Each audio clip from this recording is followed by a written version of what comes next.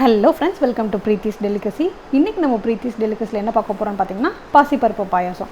இந்த பருப்பு பாயாசம் செய்யிறது ரொம்பவே ஈஸி. இத வந்து ரிச் அண்ட் கிரீமியா எப்படி செய்யிறது அப்படிங்கறத பார்க்கலாம். வாங்க இப்போ நம்ம வீடியோக்குள்ள போகலாம். வீடியோக்குள்ள போகிறதுக்கு முன்னாடி நீங்க நம்ம சேனலை ஃபர்ஸ்ட் டைம் பார்க்கறீங்கன்னா மறக்காம subscribe பண்ணிடுங்க. இப்போ நம்ம இந்த பருப்பு பாயாசம் பண்றதுக்கு ஒரு கடாயில 2 ல இருந்து 3 டீஸ்பூன் அளவுக்கு நெய் சேர்த்துக்கலாம். நெய் நல்லா சூடானதும் இப்போ நம்ம இதில் முந்திரி அப்புறம் திராட்சை சேர்த்து நல்ல ஒரு கோல்டன் ப்ரௌன் கலர் ஆகிற வரைக்கும் நல்லா வதக்கிட்டு இப்போ நம்ம தனியாக அதை எடுத்து வச்சுக்கலாம்.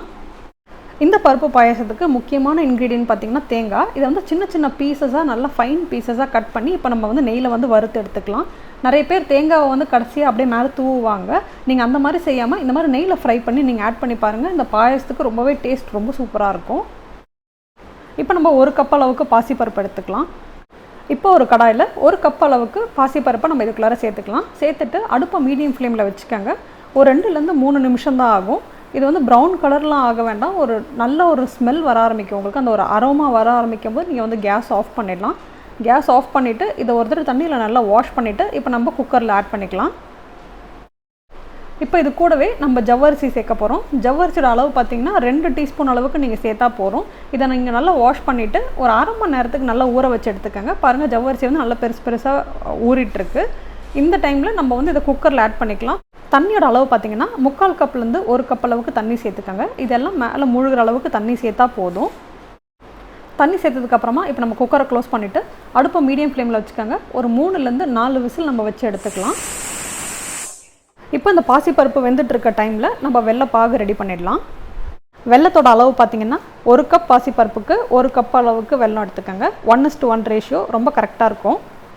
இப்போ நம்ம வெள்ளை பாகு வந்து ரெடி பண்ணிடலாம். 1 கப் அளவுக்கு வெள்ளத்துக்கு 1/4 கப் அளவுக்கு தண்ணி சேர்த்துக்கோங்க போதும். நிறைய தண்ணி சேர்த்திங்கன்னா அது வந்து பாகு மாதிரி இருக்காது, வெள்ளத்தை சும்மா கரைச்ச மாதிரி ஆகிடும். அதனால் நீங்கள் வந்து நல்லா கொதிக்க வச்சு நல்லா ஃபுல்லாக கரைச்சி எடுத்துக்கோங்க வெள்ளத்தை. நல்லா கரைச்சதுக்கப்புறமா இப்போ ஒரு ஃபில்டர் வச்சு நல்லா வடிகட்டிடுங்க. இதில் நிறைய கல் மண்ணெல்லாம் இருக்கும். ஃபில்டர் பண்ணி நம்ம இப்போ தனியாக எடுத்து வச்சுக்கலாம். குக்கர்லேருந்து ப்ரெஷர் தன்னால் ரிலீஸ் ஆகட்டும். ரிலீஸ் ஆனதுக்கப்புறம் நீங்கள் ஓப்பன் பண்ணி பார்த்தீங்கன்னா பாசிப்பருப்பு ரொம்பவே நல்லா பர்ஃபெக்டாக வெந்திருக்கு. இதுதான் கரெக்டான கன்சிஸ்டன்சி. இப்போ நம்ம அதை வந்து ஒரு மேஷர் வச்சு நல்லா மசிச்சு எடுத்துக்கலாம். நல்லா மசிச்சதுக்கப்புறமா இப்போ நம்ம வெள்ளைப்பாகு காய்ச்சி வச்சுருக்கோம் பார்த்தீங்களா, இப்போ நம்ம அது இதுக்குள்ளே சேர்த்து ஒரு தடவை நல்லா கலந்து விட்டுடலாம். அடுப்பை மீடியம் ஃப்ளேமில் வச்சு இந்த வெள்ளைப்பாகை வந்து பாசிப்பருப்போடு சேர்த்து நல்லா கலந்து விடுங்க. இது வந்து தண்ணி மாதிரி இருக்கிறது வந்து கொஞ்சம் கெட்டியாக ஆரம்பிக்கும். அந்த டைமில் வந்து நம்ம வந்து தேங்காய் பால் சேர்த்துக்கலாம். தேங்காய் பாலோட அளவு பார்த்திங்கன்னா 1 கப் அளவுக்கு தேங்காய் பால். நீங்கள் 1 கப் அளவுக்கு பாசிப்பருப்பு எடுத்திங்கன்னா 1 கப் அளவுக்கு வெல்லம், அதே 1 கப் அளவுக்கு தேங்காய் பால் தேவைப்படும் இந்த ரெசிபி பண்ணுறதுக்கு. நல்லா டார்க் ப்ரௌன் கலரில் இருந்த பாயாசம் பார்த்திங்கன்னா தேங்காய் பால் ஆட் பண்ணதுக்கப்புறமா கொஞ்சம் வந்து அந்த லைட் ப்ரௌன் கலருக்கு மாற ஆரம்பிச்சிடும். இதை வந்து இப்போ நல்லா கொதிக்கட்டும். ஒரு 3 ல இருந்து 4 நிமிஷம் ஆகும். இந்த ஸ்டேஜில் நம்ம வந்து ஏலக்காய் தூள் சேர்த்துக்கலாம்.